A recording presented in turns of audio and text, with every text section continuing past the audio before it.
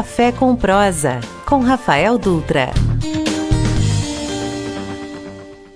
Olá, boa tarde Barretos, boa tarde região. Estamos começando mais uma edição do Café com Prosa aqui pela Rádio Jornal 88.7 FM. Hoje é 31 de outubro de 2022, pós eleições aí gerais aí que nós tivemos pós o segundo turno. E hoje o Café com Prosa é uma edição que a gente vai debater os resultados aí das eleições, tanto do primeiro turno quanto do segundo turno. E hoje aqui nos estúdios da Rádio Jornal está ele, sempre ele, DJ Júlio César, o nosso produtor, nosso operador aqui de som, que ontem fez sucesso aqui na transmissão da Rádio Jornal, sempre com a voz tranquila e serene, passando informações sobre aqui o resultado das eleições. E também nós estamos recebendo aqui, o DJ Júlio César, nós estamos recebendo aqui no estúdio da rádio nosso companheiro Mussa. Prazer, Mussa. Bem, nossa, travou mesmo aqui o celular, hein? Justo hoje que eu... E nós estamos recebendo o Túlio também. Prazer, Túlio. Túlio, para quem não te conhece, quem é o Túlio? Túlio reside em Barretos há 9 anos, natural da cidade de Miguelópolis. Como eu falei, estou aqui em Barretos há 9 anos, né? Na cidade de Miguelópolis sempre acompanhei muito política, porque meu pai foi vereador há 3 mandatos consecutivos, meu avô também foi vereador em Miguelópolis, né? E aqui em Barretos eu tenho acompanhado um pouco que a distância, devido ao fluxo de trabalho e tudo mais, mas estamos aqui. Trabalho como técnico contábil, né? Faço algumas esporádicos atendimentos contábeis. Também, atualmente como jornalista, escrevo para a coluna do Portal de Notícias de Colômbia. Casado com a dona Silvana, já próximo dia 15 completaremos 8 anos de casados. E pai da Cecília, meu presentinho de Deus de 5 anos. Ô Túlio, você já foi candidato? Já fui candidato aqui em Barretos, pelo antigo PRP, que hoje é o Patriotas, né? Uhum. Mas na época, se eu não me engano, tive 169 Mas votos. Mas foi nessas eleições passadas? Ou... Na eleição de 2016. 2016. Se eu não me engano, 2 eleições passadas. Legal.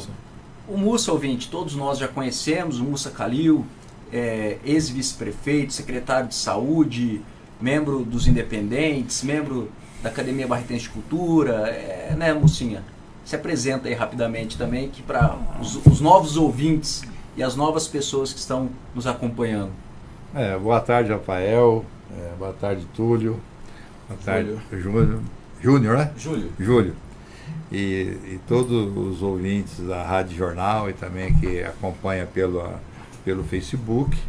Meu nome é Mussa Calil, nasci aqui em Barretos, sabe, Túlio? Uhum. Em 1953, eu tenho 69 anos, também sou casado com a Maria Aparecida, tenho 2 filhas também, Maria Clara e Maria Vitória. E depois da minha família, o que eu mais gosto na minha vida é a minha cidade de Barretos.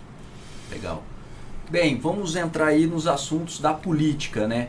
Que fomentou muito, tá fomentando bastante o dia de hoje, ontem nem se fala. Vamos tentar fazer algumas análises aqui, algumas previsões. Mussinha, você já esperava esse resultado para presidente? E estendo depois a pergunta para o Túlio. O que você esperava com o que você escutava, o que você analisava, e pela sua experiência política também? Primeiro que quando começou a campanha, e eu já militei no Partido dos Trabalhadores, sabe, do PT antigo, quando era ainda Suplicy, Plínio de Arruda Sampaio, e o partido tinha uma vocação totalmente voltada para combate à corrupção, um social voltado para tirar as pessoas da miséria, né? Então eu ingressei no partido com essa condição, sabe? Aí por outras questões eu fui até expulso do PT por falar bem de um candidato a deputado que é o Arnaldo Jardim, por ele ter sido um deputado muito atuante, que ajudou muito o Barretos. Aí falaram que eu estava fazendo campanha para um deputado que era oposição ao partido e me expulsaram por causa disso aí. Mas isso já foi águas passadas. Na última eleição que eu disputei, você o Dutra sabe, eu disputei contra o Guilherme de Ávila e naquela eleição eu disputei com o número 14. Eu sou PTB, era PTB já de 12 anos atrás, sabe? Então eu já... E aí depois a minha atividade passou, depois que eu terminei essa eleição com o Guilherme, nunca mais participei de campanha eleitoral. Eu estou fazendo todo esse breve relato porque publicamente eu declarei meu voto ao presidente Lula, no sentido de que ele, quando foi presidente, depois veio a Dilma, aí nós fizemos muitas conquistas para Barretos. Então, por gratidão, eu achava que eu tinha que fazer isso aí, porque sempre que a gente ia a Brasília, a gente tinha muitas conquistas para a cidade de Barretos, foram inúmeras, aí pode falar depois, mas eu acho que essa foi a minha posição que me fez, como é que chama, votar no Lula e trabalhar para ele que tivesse uma boa quantidade de votos. Sabemos que aqui é uma cidade muito conservadora e o Bolsonaro ele tinha uma estrutura muito maior, né, de pessoas liderando a sua campanha aqui, foi vencedor aqui, e a gente nunca, como é que chama, fizemos alguma coisa que, porque você vota no Bolsonaro, eu vou pedir para você mudar de voto. Não. A gente respeita a opinião, a gente respeita as escolhas, né, porque cada um tem que fazer aquilo que manda o seu coração. Então, a minha posição foi essa. Meu voto e meu apoio foi ao Lula por gratidão das conquistas que nós fizemos no governo dele para a cidade de Barretos. Mas, Mussa, você floreou, mas você não chegou no assunto. Você já esperava essa vitória do presidente Lula ou não? Não, eu não floreei, não. É que quando a gente estava ainda discutindo, tem uns grupos de WhatsApp, você sabe, dos independentes e tal, dos amigos nossos lá. Então, a gente é minoria, a gente falava assim, olha, essa eleição vai ser decidida na lupa, no microscópio. Vai ser meio chave. Voto a voto. Voto a voto. E outra, para quem conhece de corrida de cavalo, tem aquele Photoshop, né? Aquele que você não sabe qual cavalo que ganhou a corrida, tem que bater a fotografia para ver qual que estava na frente. Então essa eleição eu falava e confirmava isso, depois foi previsto.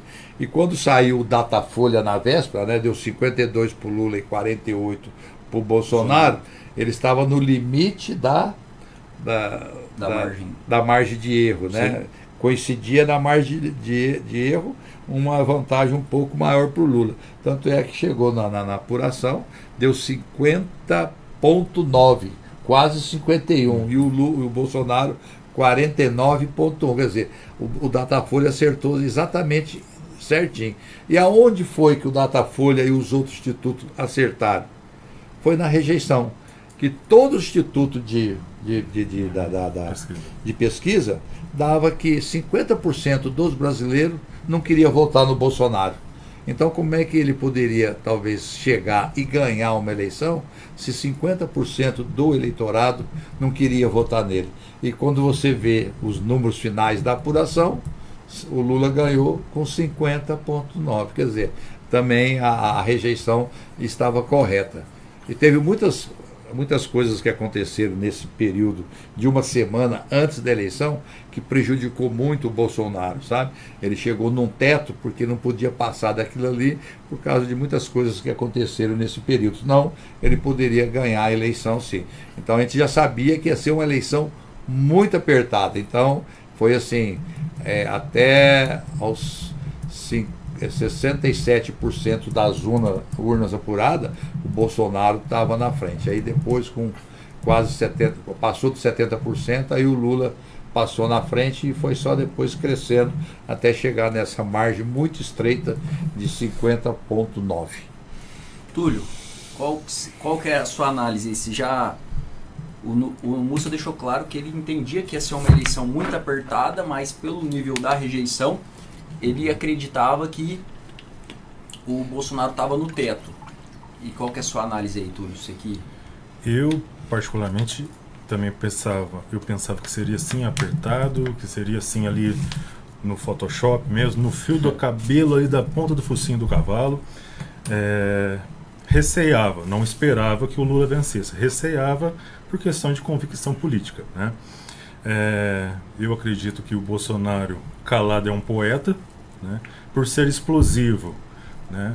Por não raciocinar, né? Ele não liga muito bem o tico e o teco na hora de falar, né? Eles entram em conflito dentro da cachola e ele fala cada pérola, e eu acredito que isso atrapalhou muito, principalmente na reta final.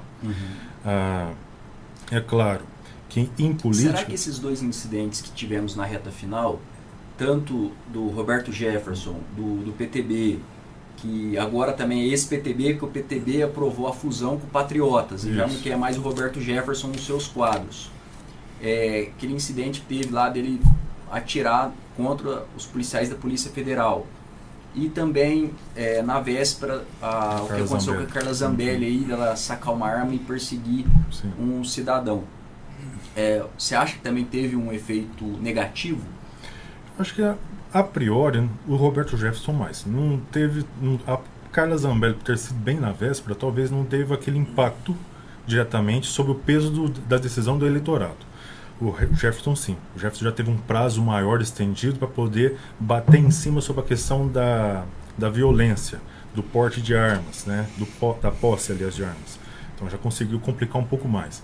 Eu até escrevi um artigo para a coluna lá no jornal que dizia assim, Roberto Jefferson, qual indicador será o mais forte? Porque na hora que ele começou a jogar nas redes sociais próprias o que estava acontecendo na casa dele, ele próprio noticiando, todo mundo falou assim, é amigo dele. Os petistas falaram, o pessoal da esquerda falou, é amigo do Bolsonaro, e o Bolsonaro falando, nunca teve uma foto comigo, né? Ele foi preso por corrupção junto lá ao PT. Então sempre eles começaram a apontar para o outro. Ninguém quis ser amigo dele, né? Mas é claro, por ser governo, é claro que favoreceu muito mais à esquerda, nesse ponto de vista meu. Mas não foi um fator preponderante, acredito eu. Porque se nós analisarmos as porcentagens, nós tivemos cerca de 32 milhões e 700 que abstiveram no primeiro turno. E 32.200, houve uma pequena redução. Mas ficou ali tete a tete, pau a pau. Quem não queria votar, de fato, praticamente não foi votar, né? E se nós pegarmos a proporção depois de votos que teve do primeiro para o segundo, o aumento do Bolsonaro e o aumento do Lula, o Bolsonaro aumentou mais, porque a Tebet e o Ciro Gomes não agregaram tantos votos ao Lula. Eu penso que quem já tinha o intuito de votar no Lula, votaria no Lula, e quem já tinha o intuito de votar no Bolsonaro, votaria no Bolsonaro. Tebet e Ciro no primeiro turno era uma terceira via. São pessoas que falavam assim, não quero votar no Bolsonaro e no Lula eu não voto. Porque os dois juntos somaram ali cerca de 8 milhões e meio de votos, né? É muito voto, os dois juntos. E o Bolsonaro no segundo turno teve um aumento de 7 milhões. Ou seja, a maioria do voto dos dois depois migraram para ele. Então ficou assim, entre aqueles que quiseram votar nominalmente, ficou decidida a eleição. Não teve assim muita alternância. Talvez mais o Jefferson, Roberto Jefferson, um pouquinho mais por questão da violência. A Carla Zambelli, acredito que não teve um impacto imediato porque não tinha tempo hábil para ser divulgado isso, né? Foi divulgado nas redes sociais, mas eu acredito que já estava todo mundo decidido o voto.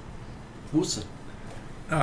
Talvez a última semana não foi tão preponderante a questão da decisão da eleição, mas isso aí veio no decorrer dos 4 anos do presidente Bolsonaro, porque quando ele ganhou a eleição, ele tinha que tomar a atitude de falar que ele era o presidente de todos os brasileiros. O que ele fez? Ele concentrou só na bolha dele, na turma dele, e as outras pessoas ficaram marginalizadas. E eu, por exemplo, quando eu votei no Haddad na eleição passada, mas o meu presidente era o Bolsonaro, eu tinha que respeitá-lo como presidente. Sim. Mas ele não parece que não achava que a gente era fazia parte da parte dos brasileiros.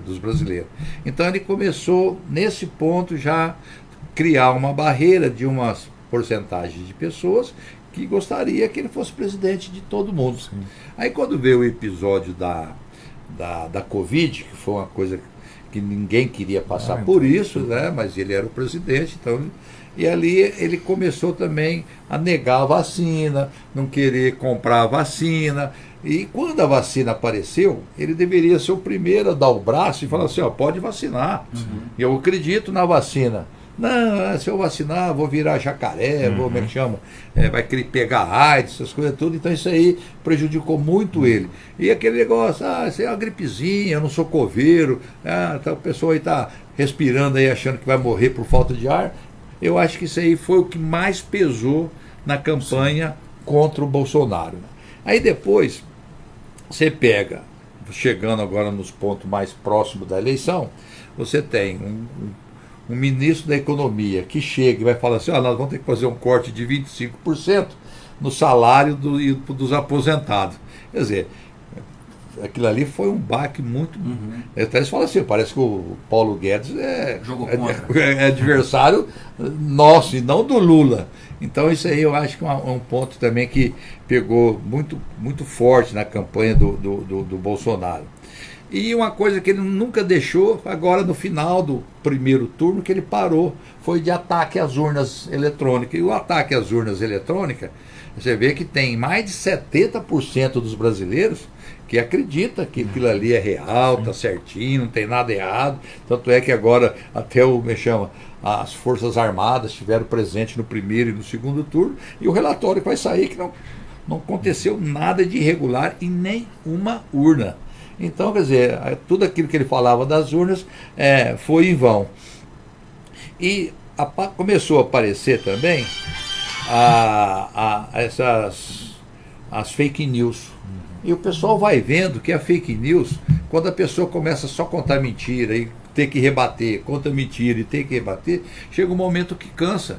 Aí depois, quando vai postar uma coisa que é verdade, a pessoa fala assim, isso aí eu não vou acreditar porque é tanta mentira que está se colocando, que isso aí não, isso aí o Bolsonaro falou, mas isso aí é mentira também. Então aquilo que poderia ser verdade passa a ser contado como mentira. Aí quando veio o problema do Roberto Jefferson, como o Túlio falou, foi um negócio mais forte, né? Receber Polícia Federal com bala de fuzil e granada, é uma chamão. Olha, aquilo ali foi um fato muito triste porque aconteceu. E com a Carla Zambelli até concordo, foi muito em cima da hora. Só que, se você pegar a votação do Lula e do Haddad na cidade de São Paulo, na metrópole, na periferia de São Paulo, na grande São Paulo, eles aumentaram. Talvez porque tinha pessoas que talvez poderiam votar no Bolsonaro, deixaram de votar porque aquilo ali era um negócio que estava no quintal da casa dele, apesar de ter sido lá no Jardins, na Avenida Lorena, mas afetou para aquele pessoal que morava na cidade de São Paulo, entendeu? Então isso aí fez, algumas pessoas deixar de votar no Bolsonaro. E tem um fato que foi assim muito crucial, foi quando houve aquele movimento a favor da democracia, pelo fato do Bolsonaro ter feito uma reunião dentro do Palácio, convidou todos os diplomatas que moram em Brasília para falar que possivelmente, se ele não ganhasse a eleição, ia ter que dar um golpe. Quer dizer, isso aí foi uma coisa muito, muito errada que ele fez. E ali, naquele momento, a sociedade, que não queria nem saber de Lula, não queria saber de esquerda, de nada, fez um movimento a favor da democracia. Então, por isso que talvez o Bolsonaro não passou do teto daquilo que ele poderia aumentar, porque ele foi muito melhor do primeiro para o segundo turno em termos de votos, mas aquela porcentagem de 2 milhões de votos que o Lula teve, que representa praticamente 1% dos votos do ponto percentual, foi o suficiente para o Lula ganhar a eleição. Foi justamente esses votos que vieram no segundo turno, um pouco a mais que aquilo que o Lula teve no segundo turno. Então aquilo que o Bolsonaro conseguiu não deu para suplantar. Aquele tirou quase que a diferença em Minas Gerais e aumentou um pouco aqui no estado de São Paulo por causa do interior, mas lá compensou pelos estados do Nordeste, que ele manteve, aumentou um pouquinho mais no Nordeste, pega a Bahia, o Maranhão, aquele pessoal todo lá, deu uma diferença muito grande a favor do Lula. Lá tinha estado, cada 10 pessoas que iam votar, 7 votavam no Lula. Então, quer dizer, era uma diferença muito grande. Esse é o aspecto, eu acho, por que o Bolsonaro não venceu. Depois a gente pode falar do Lula, por que ele ganhou. Nós tivemos aí 118 milhões de pessoas indo às urnas, né? Nós tivemos 1.769.000 votos em brancos e 3.930.000 nulos. 20,59% de ausentes. O Lula teve 50,90% né, que dá 60 milhões de votos, né, 60.345.999. O Bolsonaro 49,10, que dá 58.206.354. Se nós analisarmos aqui, o Lula foi o primeiro presidente da República que passou a margem de 60 milhões de votos. Muito positivo. Se nós analisarmos também que a margem de vitória foi muito próxima, foi lembrar que o Bolsonaro teve 58 milhões, é muito voto muito também, voto. Né? E nós temos que lembrar que o Lula subiu muito pouco em relação ao Bolsonaro no segundo turno. O Bolsonaro conquistou muitos eleitores no segundo turno. O que vocês analisam? O Brasil está dividido, vai continuar dividido em 2023, ou vai ter gestos tanto aí do Bolsonaro quanto do Lula para poder agregar? Porque se a gente contar também as pessoas que não foram para a urna também, dá uma quantidade gigantesca aí de pessoas. Então, assim, o Lula ganhou, mas não levou 100%. O Bolsonaro perdeu, mas também não perdeu 100%.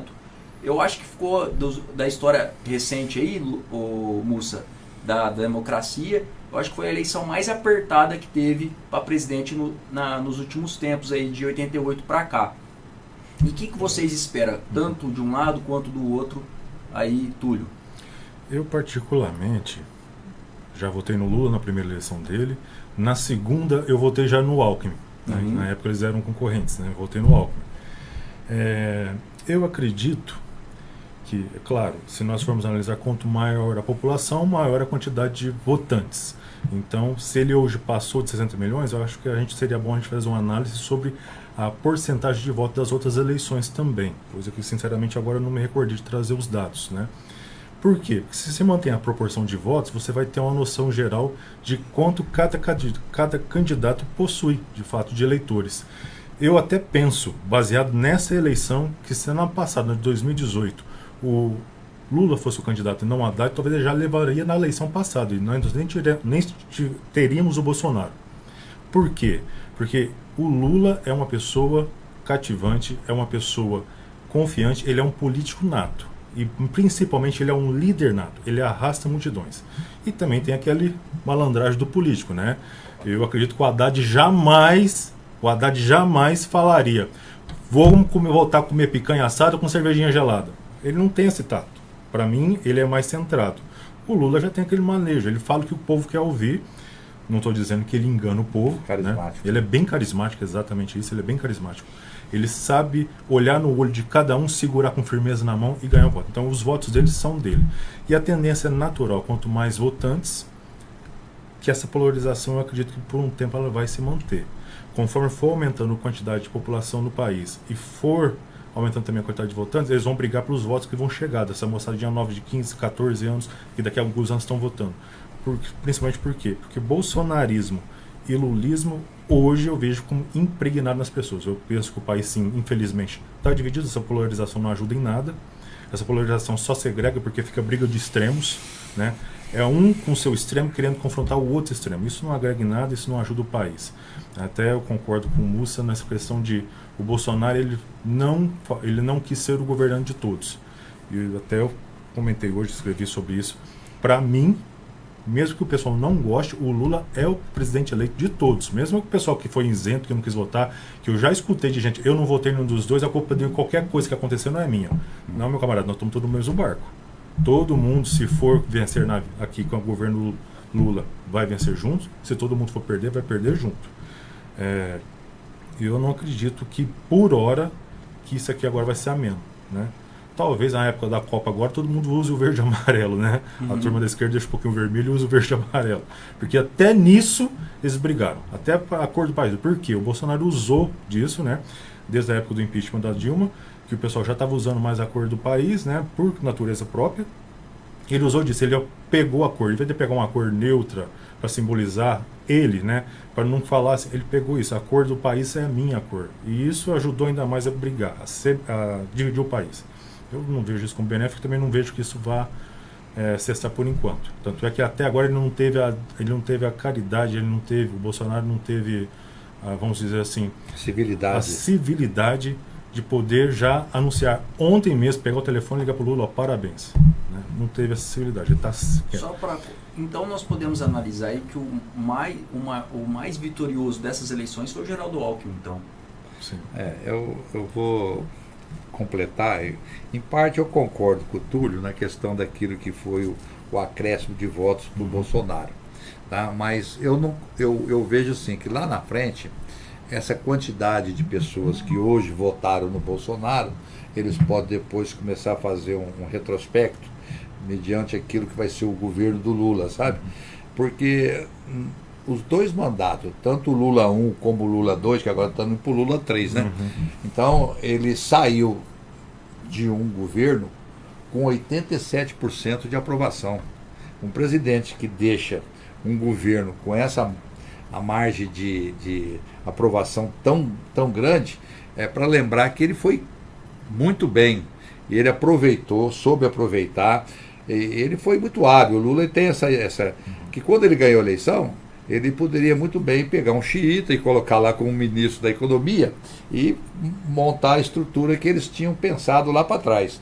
Mas a hora que ele viu que o Fernando Henrique tinha uma estrutura muito boa, tinha uma equipe muito interessante na área econômica, ele pegou, na transição, já pegou o Palocci na época, para pegar tudo aquilo que vinha acontecendo na parte econômica e continuar o governo. Tanto é que o Lula foi muito criticado por ter mantido a política econômica do governo Fernando Henrique. Mas é o que deu certo. Tanto é que o mercado começou a confiar no Lula, as empresas vieram, investiram, o mercado entrou muito recurso externo para o país e o Lula passou a ser recebido em todas as viagens internacionais como uma pessoa que estava muito bem na administração do país e deu credibilidade para os investidores viessem para Barretos.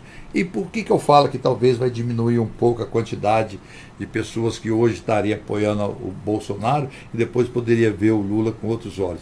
É porque agora, se acontecer de começar a ter mais emprego, logicamente a pessoa vai deixar de receber o Bolsa Família ou o auxílio e ele vai entrar num dinheiro melhor, maior, porque vai trabalhar, tá certo?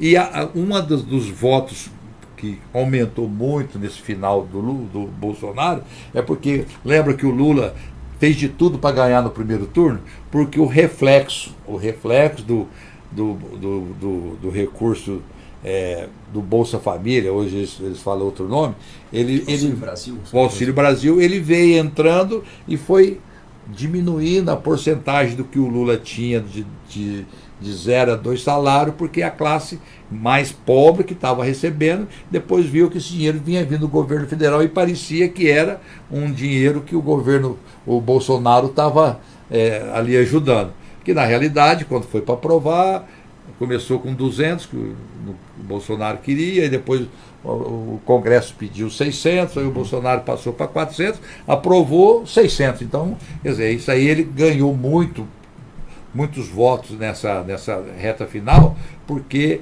aquele recurso que poderia continuar recebendo hoje, mas como a eleição não acabou no primeiro turno, teve mais uma, e depois ele antecipou o Vale Caminhoneiro, o Vale Taxista, isso aí veio numa crescente, e aí por isso que ele teve esse crescimento de voto na fase final. Por isso que eu acho que depois, nos números, se o Lula fizer um bom governo, que eu acredito que ele vai fazer, ele é uma pessoa é muito carismático, ele tem, como é que chama, uma atitude assim de saber aquilo que a população precisa e que ele vai fazer isso. E nós temos que, como é que chama, lembrar que o Lula saiu da cadeia, ele estava preso, ele sai da cadeia para ser presidente da República. Mais ou menos o que aconteceu com o Nelson Mandela quando ele ficou preso lá muitos anos, entendeu? Então o Lula ele se estruturou depois que teve a parcialidade do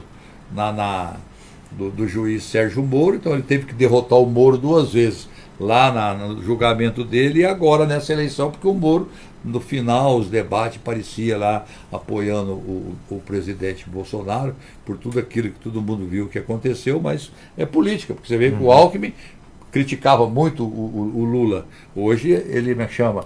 Hoje E foi aonde, como o Rafael estava falando, o Lula começou a ganhar a eleição a partir do momento que ele escolheu o vice. O vice dele foi assim, ele deu credibilidade na chapa, veio outras pessoas junto com o Alckmin, e isso aí fez não ficar só esquerda, vir para o centro, para mostrar que existe um comprometimento de todo esse pessoal que está lá para ajudar o Lula a governar o país por mais 4 anos. Hoje, o que eu ouvi de muitas pessoas aí no decorrer é que o Lula já está com uma certa dificuldade na composição dos ministérios, porque ele teve que alargar os compromissos. Então, assim, ele tem muitos nomes para poucas pastas, e ele já acenou que no Senado ele mantém o Pacheco e na Câmara dos Deputados ele mantém o Lira, desde que ele tenha a pacificação do Congresso Nacional. Então ele já está buscando ali os partidos de centro, ele está buscando os antigos aliados, seja do PP, seja do União Brasil, seja do PSD, seja do MDB, enfim, do PSDB, aqueles partidos que ficaram neutros aí no segundo turno, ele já está buscando para fazer a composição.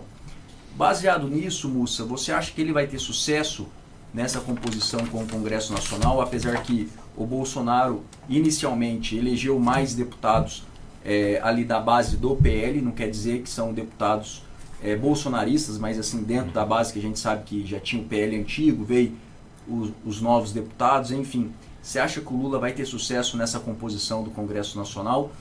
E o segundo passo, você acha que ele vai fazer um governo melhor que o primeiro e que o segundo?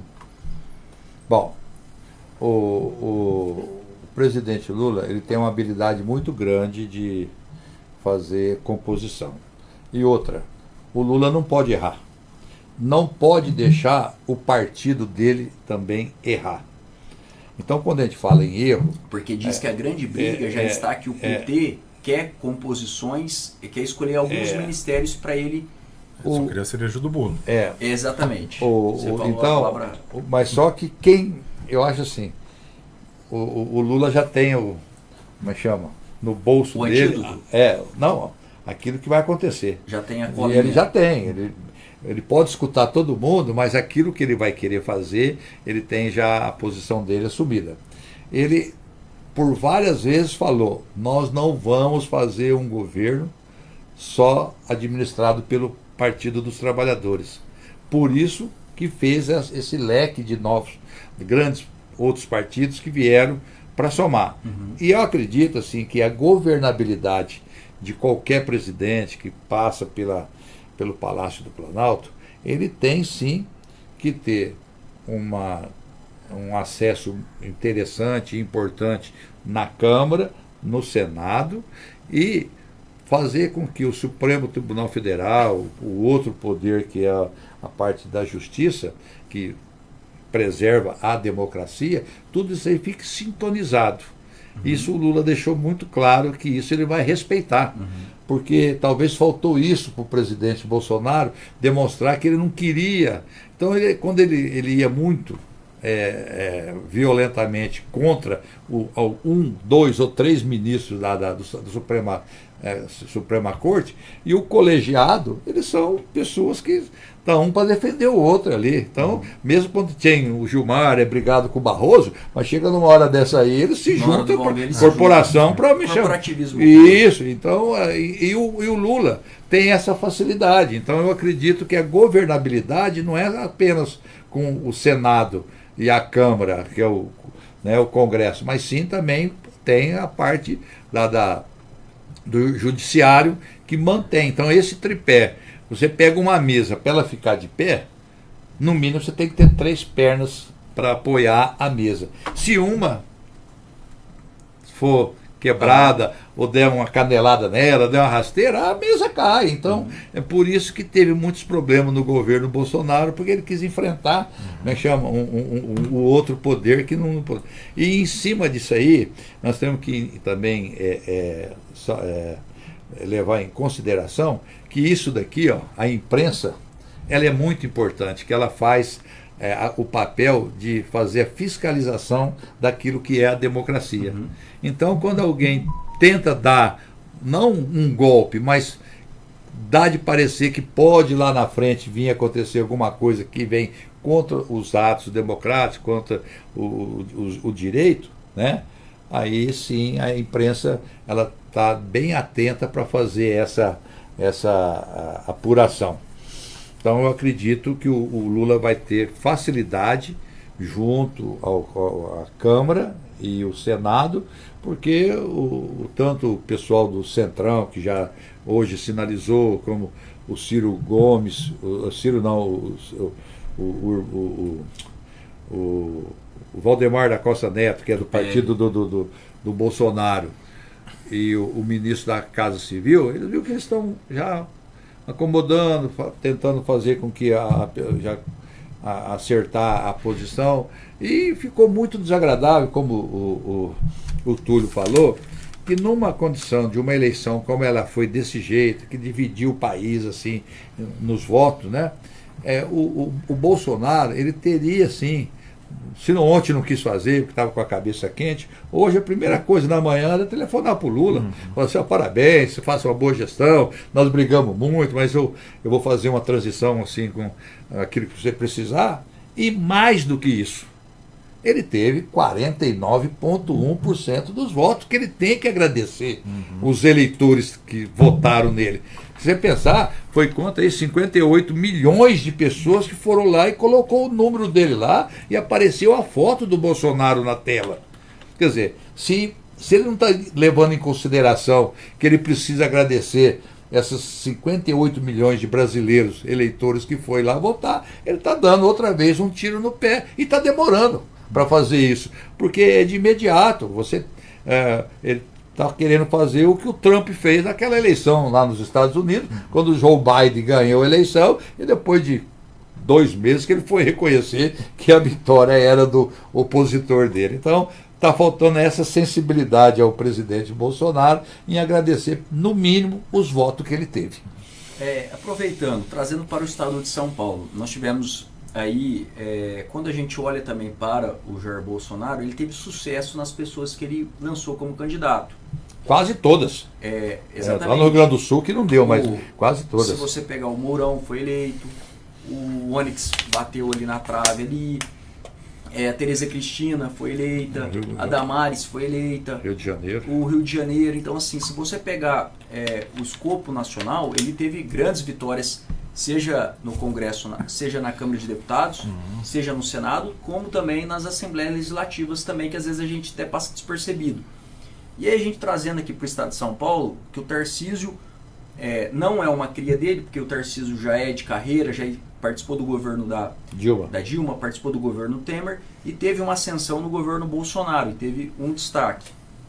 Veio ser candidato no estado de São Paulo e foi eleito com 55,27%, que isso dá 13.480.643 votos, contra 44,73% do Fernando Haddad, que dá 10.909.371 votos. Quando a gente faz essa análise, mostra que o estado de São Paulo também ficou bem dividido. Vamos colocar assim, meio a meio. E o PT ganhou na cidade de São Paulo. Ali na cidade de São Paulo foi 3 milhões contra 2 milhões do Tarcísio.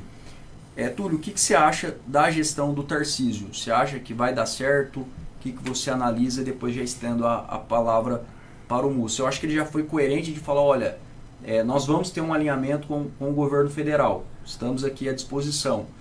Eu acho que para nós aqui do estado de São Paulo isso é positivo. Se ficar essa briga, eu acho que quem perde é toda a população. Eu vejo com bons olhos a eleição do Tarcísio, até pelo ministro que ele foi, tentando fazer na infraestrutura, tentando fazer o máximo possível dentro do seu período de obras no país afora, né? Nós vimos a transposição do Rio São Francisco, estava muitos séculos parado, e aí saiu do papel, a Transamazônica, né, que foi toda pavimentada. Então, assim, eu vejo que ele tem sim noções de governabilidade, embora o pessoal sempre disse que ele não é do Estado, ele não conhece o Estado. Hoje, qualquer pessoa que queira aprender algo, dá um Google, ele sabe muita coisa sobre tudo. Então, esse argumento cai por terra. Que ele mostrou grande coerência nos debates. Sim. Mostrou que É uma aprendeu pessoa rápido. formidável. Sim, uma pessoa formidável. Ele defende bem suas ideias. Então eu vejo assim, se ele conseguir manter um diálogo com o governo federal, São Paulo vai ganhar ainda muito mais do que vai ganhar se ele for ficar ilhado. Embora cá entre nós, né, eu nunca vi ninguém... Só o Dória que ficou ilhado. O Dória consegue, né? Mas assim, eu nunca vi ninguém no discurso da vitória falar: assim que eu tomar o poder, eu vou ficar na minha, não quero papo com ninguém. Todo mundo fala: não, agora nós vamos nos abraçar, passou a eleição, todo mundo entra na amizade, né? Uhum. Eu acredito que, como o Mussa bem disse, o Lula não pode errar. Então, ele vai também ter que olhar com bons olhos para São Paulo, que aqui é a sede eleitoral dele. Ele vai ter que olhar, mesmo que não seja o Haddad, ele vai ter que ter esse manejo nessa governabilidade com o Estado. Então, eu acredito que o Estado de São Paulo tem muito a ganhar com a eleição do Tarcísio, né? Não vejo, só retomando rapidinho a questão da governabilidade do federal, eu critico bastante o socialismo, porque eu não vejo que é um sistema de governo que se mantém, justamente por causa dessa palavrinha mágica que é a governabilidade. O Centrão, historicamente, ele fica ali em cima do muro até começar a atender para o governo, e sempre ele é governo independente de quem seja que esteja lá. O Centrão sempre parte. Agora Mas Centrão não existe somente lá não, que em Barretos também tem, na isso Câmara de Vereadores. Isso é em âmbito geral. Todo mundo, todo lugar. Os 4 vereadores ali, Centrão já faz... E aí que Deus tá. da época quando o Web foi prefeito. E aí é que tá, né? Minha preocupação é o quanto essa governabilidade vai custar. Porque se não for, como o Mussa bem lembrou, a maioria dos ministros do Bolsonaro, e você bem pontuou, foram eleitos, né? E a maioria dos ex-ministros do Lula estão presos. Então, ele vai ter que formar bem uma base de governo agora, porque eu vejo o PT com ele, o Lula, hoje a única força política nacional. Não vejo assim que hoje tem alguém que substitui, eu até acredito que o partido tem que começar a trabalhar isso. Eles estão focando mais no Haddad, que foi o candidato passado, mas eles têm que focar em alguém, eu acho que o melhor preparado. E eu vejo que, por isso que eu afirmei que o bolsonarismo, não falei só no sentido federal, é no estadual aqui em São Paulo com o Tarcísio, não que o Tarcísio vai ser um bolsonarista nato, mas partiu dessa base. Eu vejo assim que o problema hoje da direita no país, em todos os aspectos, é que não tem aquela pessoa como a esquerda tem o Lula. Mas eu posso fazer uma observação, depois o Moço até complementa. Sim. Eu vejo que na esquerda nós temos o Lula, que ele transcende o PT, ele é maior que o PT, com todo respeito. Eu vejo que ele tem um carisma, uma simpatia, que ele já até fez um acordo com o Boulos, que vai apoiar o Boulos na Prefeitura de São Paulo. Então ele tem um acordo ali pessoal. E na direita eu vejo que o Jair Bolsonaro não está morto. É igual o Lúcio acabou de falar, o Lula saiu da prisão e foi eleito presidente. Nada tira que daqui 4 anos o Bolsonaro vem candidato e possa levar a presidência da República. Só que nós temos também outros personagens que tá circulando ali, que não, como a esquerda, o Ciro não conseguiu, a Marina não conseguiu, Plínio Arruda de Sampaio não conseguiu. Se a gente pega grandes nomes que circulou ali na esquerda, o Aldo Rabelo não conseguiu, o Lula sobressaiu de todos esses nomes ali, então ele virou aquela pessoa que mais materializou votos. Na direita, nós temos aí hoje que a gente pode considerar o Sérgio Moro, que foi eleito. Nós temos o próprio Mourão, vice-presidente, que é um baita intelectual, uma pessoa que transita bem, foi eleito senador. Nós temos o Ratinho Júnior, que foi reeleito governador. Nós temos o Zema, que ele conseguiu ser maior que o Partido Novo.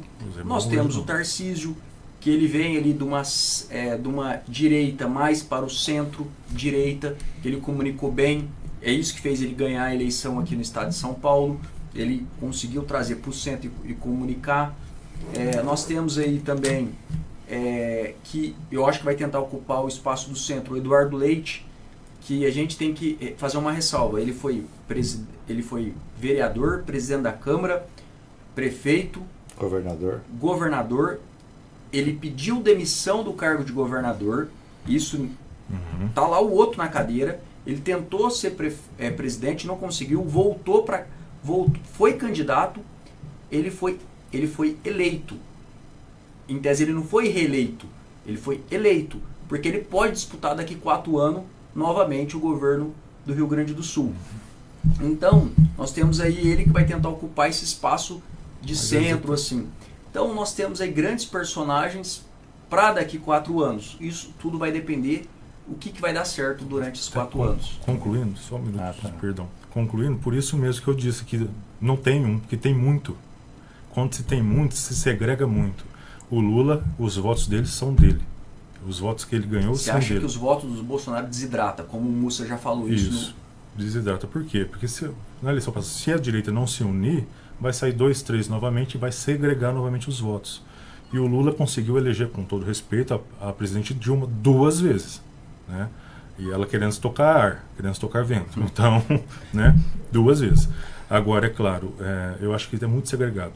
Hoje deveria aproveitar desse momento, que ainda está muito recente, pós-política, sem o extremismo bolsonarista, mas pensar assim, na próxima, quem que nós vamos abraçar? Vai ser novamente o Bolsonaro? Nós vamos lançar um outro nome? É claro que ainda tem que ver como é que o Tarcísio vai ser governador, como é que os senadores, você citou o Mourão, uma excelente pessoa, mas como é que ele vai ser como senador? Ele vai se arriscar uma candidatura a presidente? Não vai? Ele vai se acomodar ali no Senado? Porque tem 8 anos para trabalhar mais o nome dele. Então eu acredito nisso, que a direita é muito segregada. Né? E se o Lula não cometer as mesmas gafes do primeiro e segundo mandato, né, que embora ele tenha sido, sim, concordo, ele terminou o segundo mandato com 80% de aprovação, com o passar do tempo o país começou a sentir um pouco da política dele, porque muita gente ficou com dívidas ativas, teve muito desemprego. O Bolsonaro foi trabalhar agora, o pessoal da esquerda dizia para o Bolsonaro, né, são mais de 14 milhões de desempregados no governo Bolsonaro, mas foi herdado deles. Né? Isso não tomou posse 1º de janeiro de 2018 e caiu 14 milhões de desempregados no colo dele. Foi herdado. Né? Que depois, ou seja, se foi herdado é porque é fruto de uma política que o Lula pegou, uma excelente política econômica do Fernando Henrique, mas com o tempo, por isso que eu critico o socialismo, porque ele não se mantém. Isso, foi crescendo. Puxa. Bom, eu tenho um ponto assim, falando do Tarcísio, é uma grande, acho que é a primeira eleição que ele disputa e já ganha de cara o governo de São Paulo, que é praticamente ser presidente da República de muitos países, né, pelo tamanho, a riqueza e a grandiosidade que é o estado de São Paulo. O Tarcísio, ele tem um modo de administrar como ele fez no governo da Dilma, depois do Temer, e agora com o Bolsonaro, pegou toda a sua experiência e veio para São Paulo e ganhou a eleição. E ele foi muito feliz no dia, na noite de ontem, a hora que ele foi agradecer, falar que ele vai ser... primeiro é São Paulo, vai se alinhar com o governo federal para buscar aquilo que precisa, e aquilo que São Paulo puder ajudar, o federal também vai abrir. Então, deixou uma porta muito escancarada e aberta para ter esse diálogo e essa administração conjunta junto ao governo federal. E eu acredito assim, que de todas essas, personalidades políticas que viria a ocupar tanto o espaço da direita, do centro, da esquerda, eu penso assim, que um dos bons partidos, um dos grandes partidos que o Brasil teve foi o PSDB, né, que nasceu de uma cisão do MDB, que começou com o Covas, né, o Montoro, Franco Montoro, Zé Serra, e depois Geraldo Alckmin. E precisa ser reestruturado. E o que salva o PSDB hoje é que ganhou no Rio Grande do Sul e ganhou no estado do Nordeste. A Raquel Lira, Pernambuco, e o Mato Grosso do Sul, não teve 3 estados. E o Eduardo Leite. 3 estados que ele que ele teve a felicidade de eleger. Então, isso aí dá aquele suspiro para que o PSDB possa vir a ser reestruturado, e a grande liderança seria o governador do Rio Grande do Sul, que é o Leite. Então, é uma grande força que está surgindo no cenário, e novo. Como chama? Tem 38 anos. Assumiu a condição sexual dele, e todo mundo aceitou. Isso aí é uma coisa que o mundo inteiro está nessa aceitação. Isso aí nada menospreza. Foi onde o Lorenzoni lá, o Onyx, ele pegou e foi falar que agora não, a primeira dama vai ter uma primeira dama. Então, quer dizer, ali ele perdeu a eleição. O Onyx subiu 400 mil votos, o Eduardo Leite subiu 1 milhão e 500 mil votos. Então o Eduardo Leite dobrou de votos e o Onyx só subiu 400 mil votos. Porque todos os eleitores que naquela disputa do primeiro turno do PT foi pro Eduardo. Foi pro Eduardo, ninguém ia votar no Onyx. Então, quer dizer, os 20 e tantos por cento dos votos do candidato do PT somou com o que o Leite tinha. Isso aí já na primeira a pesquisa que apareceu já dava o Eduardo Leite na frente. Então isso aí é o aspecto dessas novas lideranças. E acredito, eu sei da habilidade conhecemos a presidência, a habilidade do presidente Lula. Ele me chama extremamente político e sabe que ele tem que ter no foco, mesmo agora, começando hoje, o seu trabalho, fazer a transição e depois, dia 1º de janeiro, ele assumir, ele já pensa que aquela faixa que ele vai usar e receber dia 1º, ele sabe que daqui 4 anos ele vai ter que passar para alguém, porque ele falou que não vai disputar. Sei não, hein? Não, mas... Sei não. Não, a idade dele, hoje ele está com... 77, vai ter com mais de então, 80 anos. Dele vai ser ele é o presidente mais velho a assumir a presidência da República. Então aí entra aquilo que a gente tá enxergando assim. Tem uma personagem que apareceu nessa eleição e que, se for bem trabalhado ou trabalhada, ela pode ser a sucessora do Lula, que é a Simone Tebet. Ela pode vir compor o ministério. Isso. É uma pessoa que não tem rejeição, ela tem habilidade, ela tem conhecimento, ela já foi prefeita, foi governadora, foi, senadora da República, e hoje ela tem um handicap muito grande para chegar e ser ministra do presidente Lula, com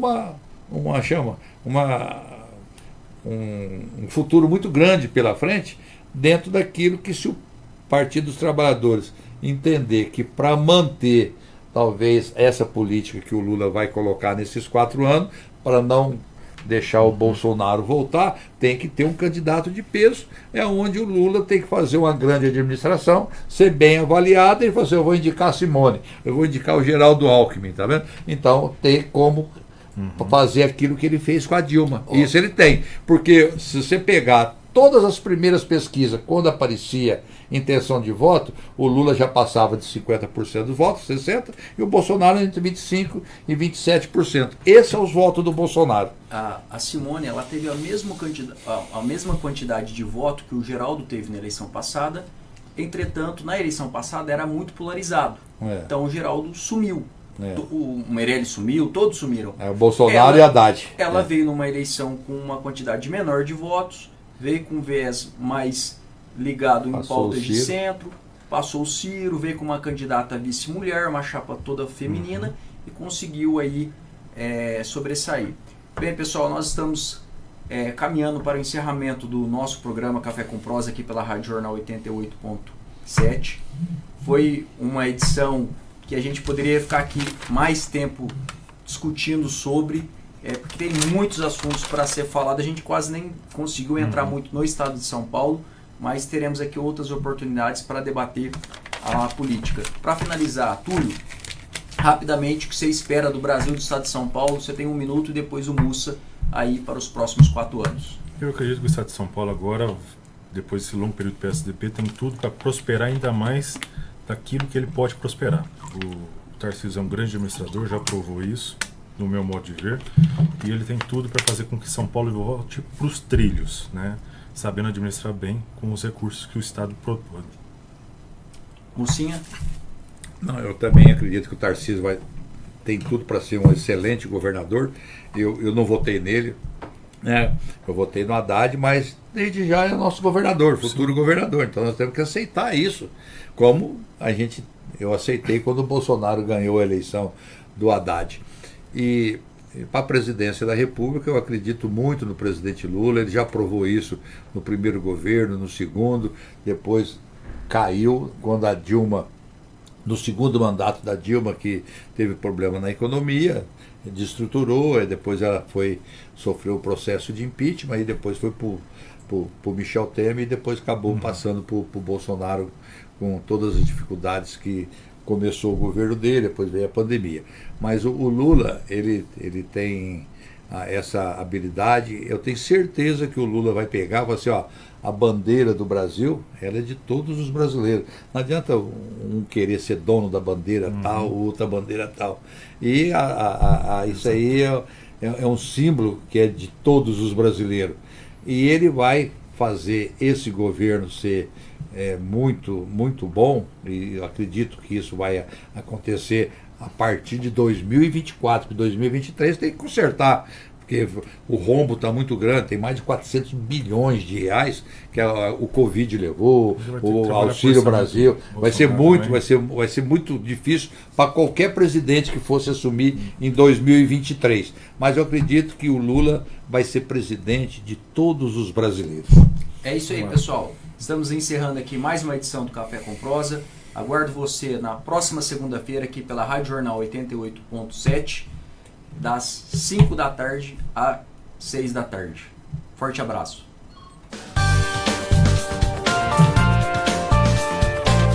Inscreva-se em nosso canal e até a próxima!